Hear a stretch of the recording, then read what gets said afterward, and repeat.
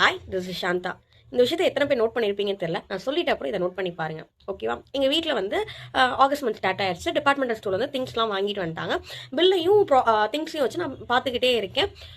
டக்குன்னு எனக்கு ஒரு சடன் ஒரு ஒரு ரிமெம்பர்ஸ் வருது. அந்த ரிமெம்பர்ஸ் வந்து எனக்கு எங்கே கூட்டிகிட்டு போகிறதுனா 2015 கூட்டிகிட்டு போகிறது. என்னன்னா எங்கள் அப்பா என்கிட்ட ஒரு 100 ரூபா கொடுக்குறாரு. அந்த 100 ரூபா கொடுத்துட்டு 2 கிலோ அரிசி வந்து வாங்கிட்டு வர சொல்கிறாங்க. நானும் கடைக்கு போயிட்டு 2 கிலோ அரிசி வாங்கிட்டு வந்தேன். 2 கிலோ அரிசி எவ்வளோன்னு பார்த்தா 80 ரூபா, பேலன்ஸ் 20 ரூபா கொடுக்குறாங்க. நான் படக்க வீட்டு வந்து எங்கள் அப்பாட்ட கொடுத்துட்டேன். இப்போ அதே 2 கிலோ அரிசியோட விலை நம்ம பார்த்தோம்னா 120 ரூபா. அரிசி அதே மாதிரி தான் இருக்கு. அதே மாதிரி நான் அது கேஜியும் நான் டிஃப்ரெண்டாலாம் கேட்குறேன். ஒரே கேஜி 2 கேஜி தான் வாங்க. ஆனால் 120 ரூபா.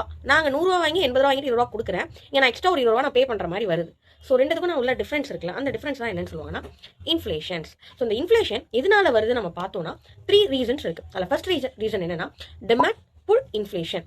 ஓகேவா? செகண்ட் வந்து காஸ்ட் புஷ் இன்ஃப்ளேஷன். தேர்ட் வந்து built in inflation. Demand pull இன்ஃப்ளேஷனா என்னன்னு சொல்லுவாங்கன்னா, டிமாண்ட் டைம்ல எந்த பொருளுக்கு நம்ம அந்த டைம்ல டிமாண்ட் அதிகமோ அந்த டைம்ல அதோட ரேட்டை வந்து அதிகமாக வைப்பாங்க. அப்போ நம்ம 20 ரூபாய்க்கு வாங்கின ஒரு முளை பூ வந்து அந்த முகூர்த்த நேரத்தில் வந்து அதே ஒரு முளை 60 ரூபாய்க்கு வாங்கும். அப்போ என்ன ஆகுது? இன்ஃப்ளேஷன் ஒரு விஷயம் வருது.